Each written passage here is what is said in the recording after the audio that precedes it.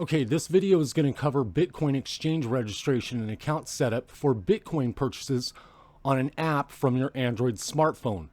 You can see the links in the description of the video here.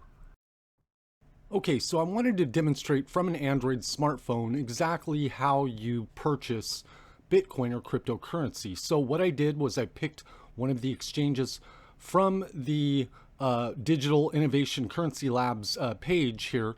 And now we're going to go in and I'm going to show you how to set everything up, including on the phone itself before you purchase the Bitcoin or cryptocurrency. And also I'm going to go over at the end some good apps that you should have on your phone as well. If this is the first time you're setting up Bitcoin or purchasing Bitcoin, that is, on your Android smartphone, I suggest you do it on a new phone or reset the one that you have. This is going to protect you against malware that may already exist on your phone. Another tip I have for you is to make sure that you remove any wallpaper and just have on a dark wallpaper or black wallpaper, and then make sure that you increase the font size and make sure that you put on a dark theme. It would be unfortunate if you were to make a mistake because you couldn't see a letter or a number, or something confused you because a wallpaper was in the way.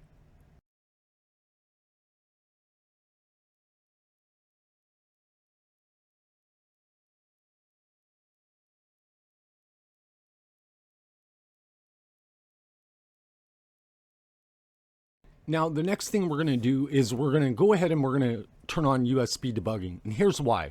Let's say you break your screen and you need to get a hold of those files before you take your phone in to get the screen replaced.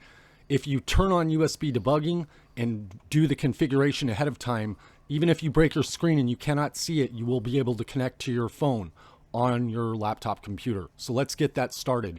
What I want you to do is I want you to go into your settings. You'll see a search box and then just type build number. That is in software information section under about phone. I want you to click on build number 8 times. And when you do, you're going to hit the back button.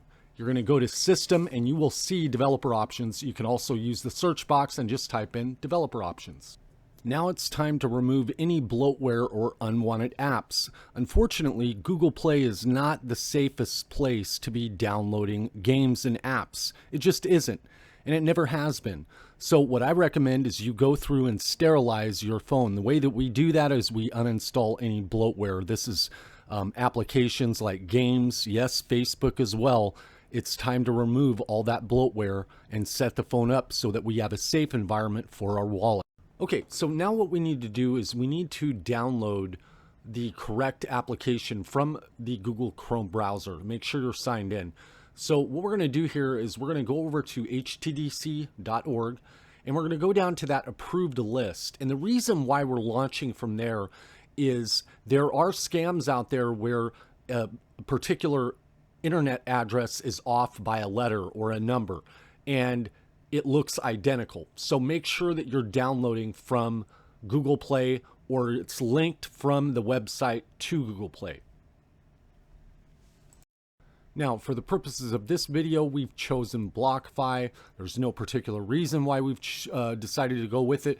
But just so you know, all of the exchanges here that they're listing, depositing money and all of that is exactly the same, and we're going to show you here in just a moment.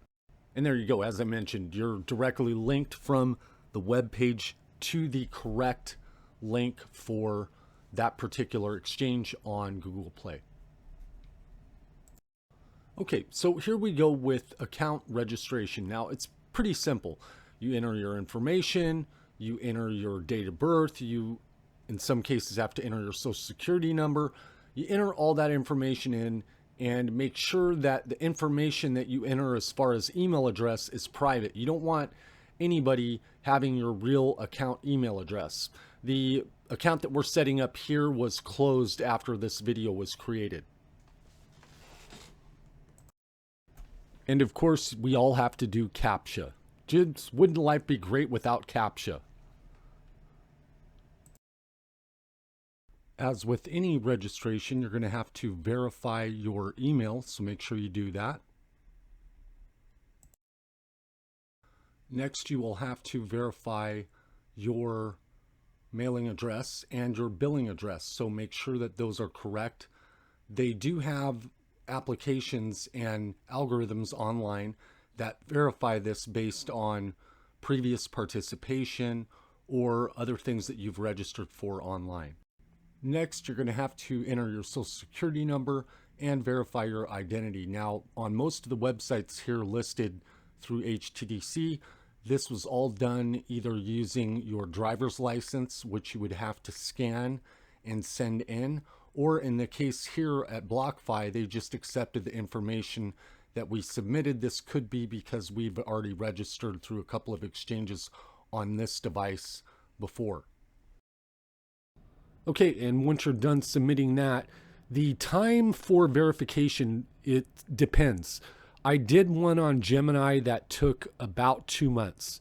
It normally doesn't take that long, but because of the popularity with crypto right now, these verifications could take a lot longer. And so anyway, just FYI, in case you're wondering why your verification isn't going through, yes, it's okay to check and send support an email, but just FYI, it's probably going to take a little bit longer. Now, the next thing that we need to do is we need to link a bank account, your checking account, with your exchange account so you can deposit money through ACH transactions. Okay, with credit card declines happening all the time because this is new finance, there's two things that work. First is obviously a wire transfer, and the second is you can get the Dave app. It's a prepaid debit card, and it works for every ACH transaction that I've tried. And there's the link in the description here of the video if you want to apply for that. All of the exchanges so far that I've worked with listed here on HTDC's website through the pilot program all generally use the same sort of template when it comes to processing payments through ACH. BITFLYER's got a 10-day wait, Gemini's about a 7. So it's generally, there's a wait time there. You can use the funds ahead of time so you don't have to wait. But if you do overdraft, you will be responsible for that before you withdraw or deposit any more funds. So what I'm doing here is I'm linking the through Plaid, which is this new app that links basically your payments. You link the Dave debit card to your account, and then you can do all sorts of ACH transactions that's connected to your regular bank account. You can also fund the account. You can go down to Walmart and fund it. It is a green dot card. Okay, that's it. You're connected. Once you connect through Plaid here, you're now ready to deposit funds to your account using ACH. And remember, there is a 10-day wait or less. Sometimes it's 5 or 7. Just depends on which exchange you go through. And